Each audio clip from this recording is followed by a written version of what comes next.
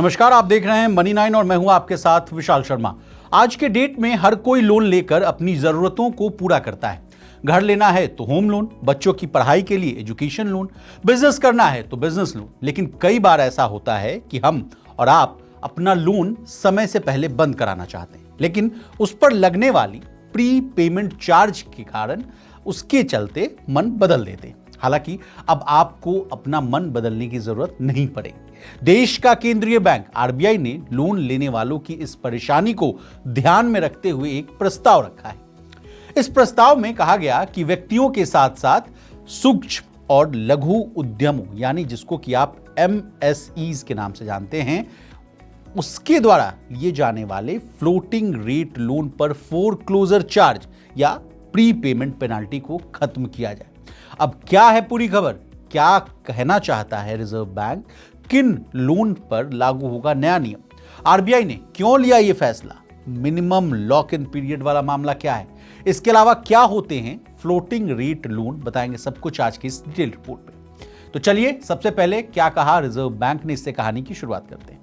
RBI ने एक draft circular जारी किया है। इसमें लिखा है कि टियर 1 और टियर 2 प्राइमरी यानी अर्बन कोऑपरेटिव बैंक और बेस लेयर एनबीएफसीज के अलावा बाकी सभी फाइनेंशियल इंस्टीट्यूशंस, इंडिविजुअल और एमएसईज कर्जदारों को दिए गए फ्लोटिंग रेट बिजनेस लोन पर कोई प्री पेमेंट चार्ज नहीं लगाएंगे, चाहे लोन में कोई को एप्लीकेंट हो या नहीं।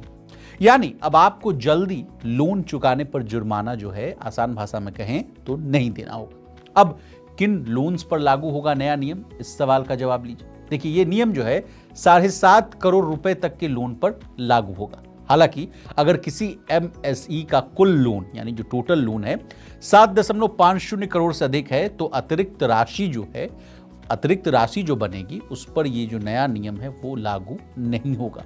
ये प्रस्ताव responsible lending conduct levy of foreclosure charges या pre payment penalties on loans नामक के जो ड्राफ्ट है उसमें दिया गया है। अब आरबीआई ने क्यों लिया यह फैसला, इसको आसान भाषा में समझिए। देखिए, आरबीआई ने पाया कि विभिन्न बैंक एमएसई लोन पर अलग अलग तरह के प्री पेमेंट चार्ज लगाते हैं, जिससे कस्टमर्स को परेशानी होती है और कई बार विवाद भी बढ़ जाता है। इसके अलावा कुछ बैंक तो लोन एग्रीमेंट में ऐसी शर्तें डाल देते हैं जिससे कस्टमर्स कम ब्याज दर या बेहतर सर्विसेज के लिए दूसरा बैंक चुनने में हिचकिचाते हैं। आरबीआई जो है इसी समस्या को, इसी प्रॉब्लम को खत्म करना चाहता है, लगाम लगाना चाहता है।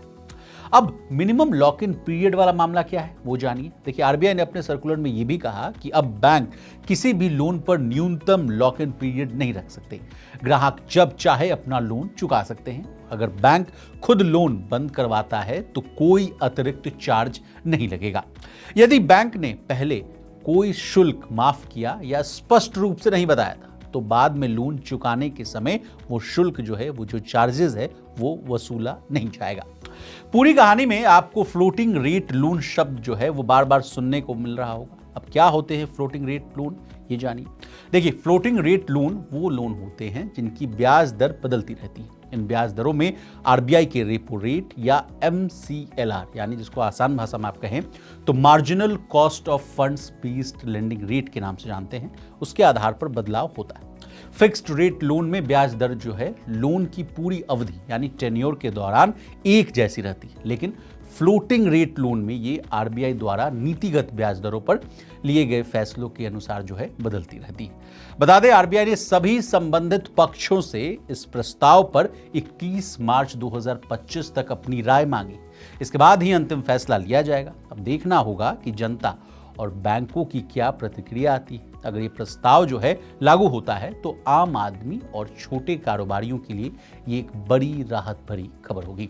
तो इसी तरह देश, दुनिया और बिजनेस जगत से जुड़ी तमाम ताजा तरीन खबरों के लिए बने रहिए हमारे साथ और देखते रहिए मनी 9। ग्लोबल संकेतों के दम पर कैसे खुलेंगे हमारे बाजार, क्या कह रही हैं खबरें और ब्रोकरेज रिपोर्ट्स, किन शेयरों में बनेगा पैसा, बाजार खुलने के बाद क्या खरीदें, किन शेयरों को करें पोर्टफोलियो से बाहर, कैसा रहा बाजार का दिन भर का कारोबार, कैसे तैयार करें कल के बाजार की स्ट्रैटेजी। इन सब सवालों के जवाब जानिए मेरे साथ ओपनिंग बज और क्लोजिंग बज में इन वक्त पर सिर्फ मनी 9।